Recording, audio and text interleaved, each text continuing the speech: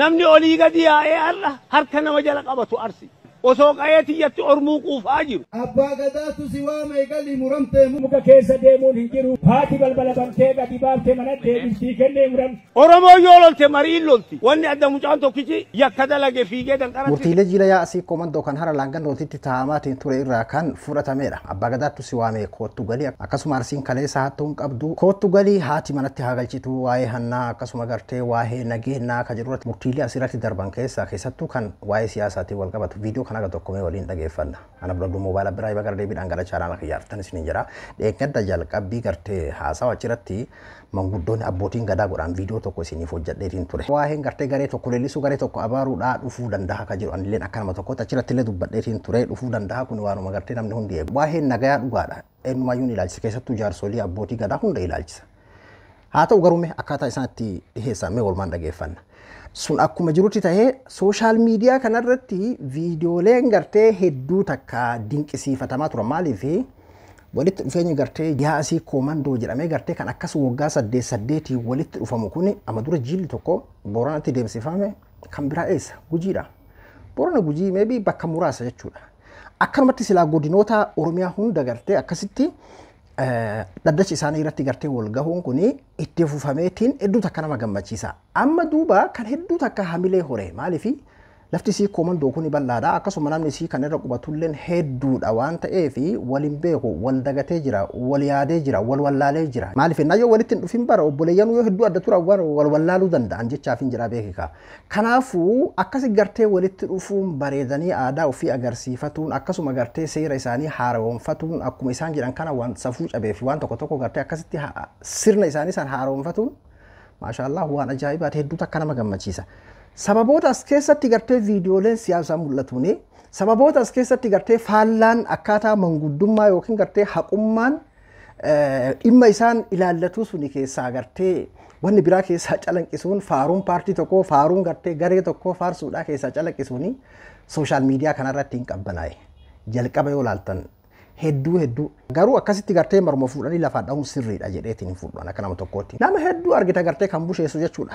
Mee hundaafiyyuu murtiilee isaa muran kana keessaa haga muraasa takka keessattuu gartee kan sooshaal miidiyaa kanarratti walgahii guddaa bareedaa kana gartee kan busheesse kana maali ka jedhume viidiyoo kana mee haga tokko waliin dhageeffanna saniif gartee faallaa qabadheetiin isiniif dhufe jechuudha har'aan tana. Ammoo dhuguma gartee walgahii guddaa bareedaa kana busheessuu qabna ka jedhume yaada kiyya boodarratti itti deebina.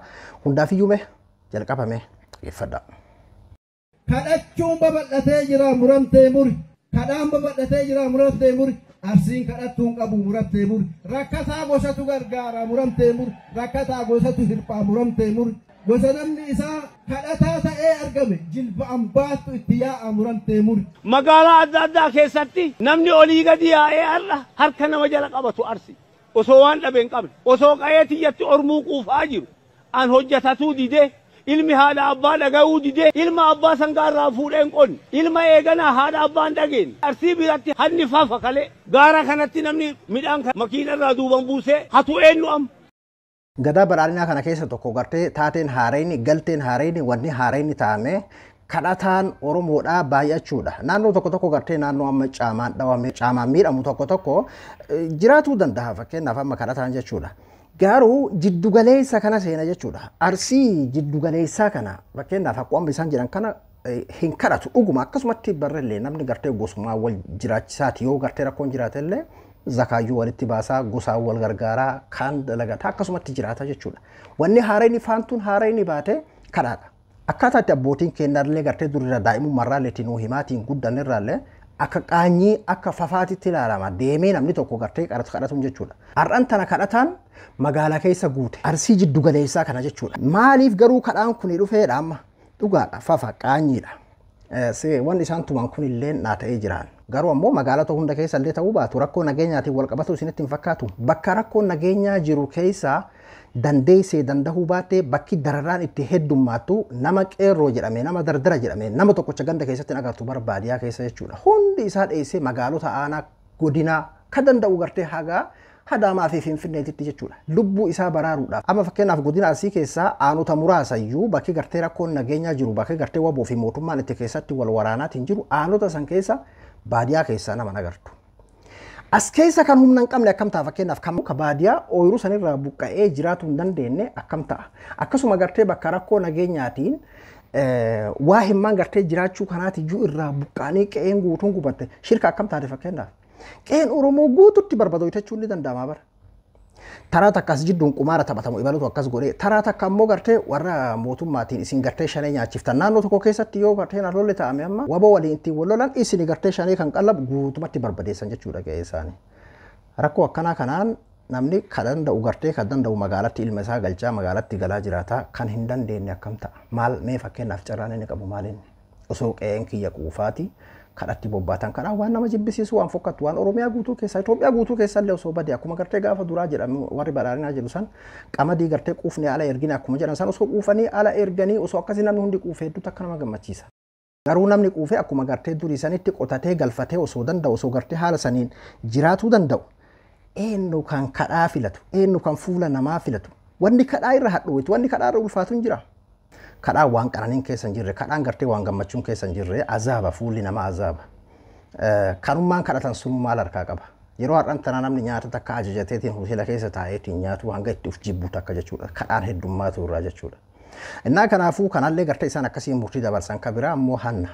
Hannilleen sababa tokko iyyuu hin barbaadu. Kallattii ma fedheen iyyuu haa ta'u. Kunillee garuu naannoo hedduu keessatti waa hin nageenyaatiin wal qabata. Kun gartee waanuma hayyoonni jechaatiin tura waan. Hatta warri mootummaa naannoo Oromiyaa yeroo hedduu fakkeenyaaf ibsa isaa kabaasu keessatti warra gartee qaama biraa gareen gurmaahiitiin uummata saamu gartee kan garee lachuun ta'in jechuun ka warra isaanii wal lolan waboo shanee isaan jedhan sanis osoo hin ta'in warra mootummaa osoo hin ta'in gareen biraa gurmaahee yookiin mootummaa fakkaatee yookiin gartee warra gamasiisan fakkaatee jidduu kana kanama saamu akka jiru ibsi isaanii keessatti yeroo garagaraa dubbataa turan jechuudha. Gurbaa tokkotu dhiyoo tana biyyarraa osuma waliin haasoo maal naan jedhe seeta namni yeroo har'an tanaa jedhe ati uffatuma milishaa qabaannaan uffata yookiin gartee warra bosonaa qabaannaan uffata ati yaa ta'u uffata waraanaa qabaannaan mana abbaa feetee seentee waan feete hojjettaa yoo onnema qabaattee akkamitti abbo onnema qabaattee jennaan namni si dura dhaabbatu hin jiru namni lubbuudhaan na baasii lafuma laali jettaanii uffatuma gartee qabaannaan halkan sa'a 7-8 abbaa feete seentee waan feete gootaa waan feete saamtaa. Sababa gartee amma rakkoo nageenyaa kanaan akkaataa milishaan itti nama daadarkeessaa jiruun kaan milishaa fakkaatee kaan gartee warra bosonaa fakkaatee haala akkanaa kanaan waa meeqatu godhamaatiin jirachuudha. Midhaan makiinarraa duuban buusee hatu eenyu amma. Nageenyi kiyya boorahee jira muramtee muri bobba'aa galaan jiru muramtee muri qotatee galfataan jiru muramtee muri abbaa gadaatu si waamee galii muramtee muri haadha siinqeetu si waamee galii muramtee muri bokkuutu si waamee muramtee muri qaalluutu si waamee muramtee muri hookkatu si waamee muramtee muri waatatu si waamee muramtee muri waaqatu si waamee muramtee muri Oromoon ajjeesu muramtee muri Oromoo ajjeese diina Oromooti muramtee muri yoo kana tarkaanfatte jilba ambaatiin sitti yaati muramtee muri. Hanni kaleessa ambaa hin jiru kennee muramte baqachuun hin jiru muka keessa deemuun hin jiru kennee muramte haati balbala bantee gadi baaftee mana deebistii kennee muramte abbaan hin deebisaa kennee muramte uumee ambaattu akkana jedhee fi kennee muramte. Oromoo yoo lolte mariin lolti wanni adda mucaan tokkichi yakka dalage fiigee danqaratti seenee waa nuu godhu hin jiru ilma keenya gorfannee haadeeffannuuf ol geenne. Abbaa gadaattu si waamee galii waaqatu si waamee galiidha. Abbaa gadaattu si waamee galii haadha siinqeettu si waamee galii kana kan gartee sooshaal miidiyaa kanarraa akka qoosaatitti hedduutu akka faca'eetu tokko ni yaadattu waggaa 3 dura waan akkasiin fakkaata Wallagga moo Shawaa Bahaati inni irraanfadheessan hedduutu akka gartee akka qoosaa ta'eetiin itti qoosamaatiin ture. Arran tana sirrii deebiidhaan abbaa gadaattu si waamee kootu galiidha. Ijoollee gartee waboota bosona jirtu baananii beeki kaama. Ani kanaan jedhu yeroo takka abbaa gadaa goobana hoolaa ilma keettu bosona jiran jedhanii na rakkisanii lubbuu kiyyaafuu sodaadhee ilma gartee waggaa 18 caalee wanti gartee ana dararaniif hin beeku abbaa gadaa goobana hoolaa jechuudha kan gartee jiila kanarratti illee argamee jiraami. Akkanatti gartee dararaa akkasii keessa jira yoo lubbuun kiyya waa taateef illee sodaadhe jedhee OMN BBCdha VOA miidiyaa hundarratti dubbateetiin ture. Sooshaal miidiyaa kan hedduu takka ho'iseetiin ture. An kanan jedhu abbaa gadaattu si waamee koottu galiidhaan abbaa gadaattu bosonatti ergatee duraan. Abbaa gadaattu bosona naaf seeni jedheeni waan Ameerikaa fi Awurooppaan jidduu seentee manguddummaadhaan taa'amee gartee Taanzaaniyaatti fakkeenyaaf amma waboo fi mootummaa jidduu manguddummaan gartee akkasii san taa'amee waan gartee warri siyaasaatu itti waliin dubbatee sadarkaa itti addunyaan jidduu jirtutti akkasiin gartee karatti dhaabbate waan hagas takka gartee jalqabbiin hagasiitiyyuu jalqabameetiin ture abbaa gadaattu si waame koottu galiidhaan amma yoo ofii wal ficcisiisuu taate malee bara odoo akkuma isaan waaman kanatti waamichuma kana fudhataniitumaan galanii nageenyummaan bu'ee bakka Oromiyaan nagaa taate isinuu abbootii gadaatii manguddoota kanayyuu miti. Hatta Shimallis illee koottu anas si waame Shibe si waame koottu galii abbichu si waame koottu galii jedheetuma waamee yoo galan akkanumatti jechuun waamaniituma yoo galaniituma nageenyi bu'ee gammachuu hunda kennaati.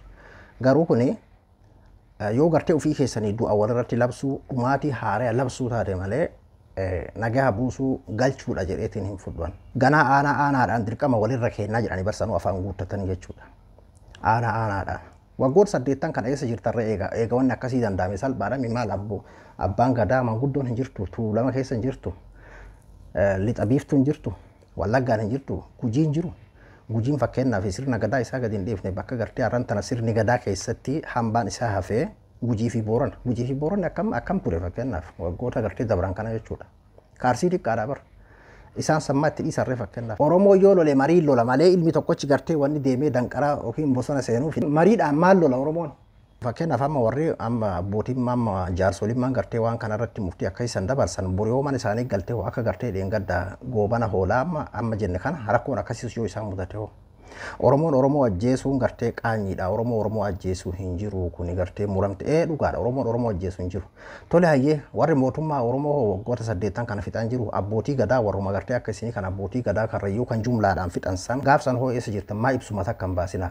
Akka wanni akkanaa kun gartee ilaalcha garee tokko isin hin fakkeessinee fi waan akkanaa kanneen gartee maan balaaleffatina. Oromoon ajjeesuu dhugaadha. Ammoo amma ka garee tokko lallabdan fakkeenyaaf mootummaafu hayyamatu kennameefi mee hundaafiyyuu haa fixatan miidhageeffadha. Ilma keenya gorfannee haadeeffannuuf ol geenne lafti rakkoo qabdu beekamtuudha arsii keessatti aanaa 3-4 akkamitti aanaa 3-4 qulqulleessinee gara nagaa deebisuu dadhabne wanni jedhu isillee irratti mari'annaaf namni nagaa hin qabne misooma kam qaba namni baheen galle akkamitti jiraachuu danda'a eenyuun nagaa nu dhoorge kalee diinan nagaa nu dhoorge eenyuun nu dhoorge ilmaan teennan nu dhoorge ormi biraa nu dhoorgaan jiru galchaa ilmaan teessan alatti yaatee haqa namaa guurattee saamtuu ummata balleessuuf alatti yaate tana galchaa ilmaan teessan haa galchitaniif tokkoon aanota amma rakkoon keessa jirtu aanan kee galchi jennee adda wal baafne walitti himuuf deemu. An kanan jedhu haasa'umaa abbaa gadaa tuulamaa goobana hoolaa haasawe san quba qabaniidha jedhu kun. Amma ofii keessanii maaliif du'a walirratti labsitan deeggaruu dandeessan mootummaa kana jaalachuu dandeessan irraa fayyadamaa jiraachuu dandeessan mirga keessanii rakkoo miti. Yoo isin mootummaa faarfattanii mootummaan gartee sirrii godhee waan bareedaadha yeroo isaa keessa gartee gadaan tuni gadi nuu deebite yeroo isaa keessa bilisoomnee kan arganne dhaddachi kenna yeroo isaa keessa ardaan kenna nuu banamee sirni gadaa yeroo isaa keessa nuu deebi'e yoo jettan maal rakkoo qaba maaliif du'a walirratti labsitan an akka nama tokkootitti qawwee hin deeggaru garuu ammoo cal jedheetumaan hin deeggaru jedheetiin waan arge hin haasa'u aanatti namni ilma isaa gartee akka deebisu walitti kennuudhaafi wal geennee jettan. Gaafa sun hin ta'aminoo eebaluun didee akkuma gartee abbaan gadaa goobana hoolaa jedhe san ani ilma waggaa 18 oliif waan gartee rakkifamuu fi ani keessa hin jiru jedhe akkuma inni dubbate san hiriyyama keessan abbaa gadaa san maan fakkeenyaaf hin dhaga'ina. Sooshaal miidiyaa kanarratti illee wanni walgahii jiila guddaa akkasiisan namoonni hedduun lallaba leellisa gartee paartii badhaadhinaatiif wal gahan jiila akkamiin sooshaal miidiyaa kana to'ate jiila akkamiin bareedu waan baramaa waan rakkisha akkanaa kanaan jechuudha. Yohaan sooshaal miidiyaa kanarratti hedduu takka namni itti gammadeetiin jiru. Maaliifii walitti dhufaniitii wal baruun kun anammallee akka nama tokkootitti warra busheensan san keessaa miti. Ana akkuma gartee gaafa jalqabaallee jedhee dura walumatti dhufuun baddaalagaa gamaa gamanaa kan wal dagate kan wal irraanfate gartee kan wal wallaale kan gartee adda ta'e kan wal yaade kun akkasitti walitti dhufuun dhugaa dubbachuuf wanni gartee kana caalaa nama gammachiisu wanni gartee kana caalaa namatti tolu hin jiru jechuudha. Garuu wanni kun akka gartee Oromoo guutuudhaan bargaafa turaa.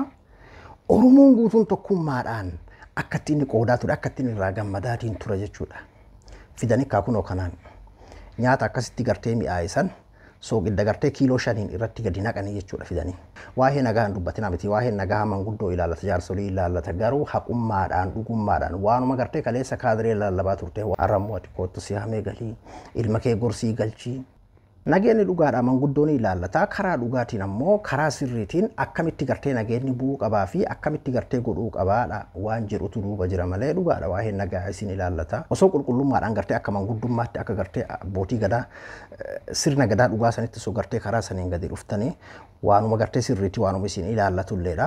Haala kanaan duuba jiila guddaa san namoonni gartee busheessuu barbaadanis sirrii miti jedheetii yaadaan. Walitti dhufeenyummaan gartee hawaasni keenya akkasitti gartee walitti dhufee bareedeetiin wal baruun suniyyuu waan guddoodha waan taateef jechuudha. Mee isin maal isiniif fakkaata? Adabra Abduu Moobaala biraa hin qophii biraatiin walitti deebinutti nagaan naa tura.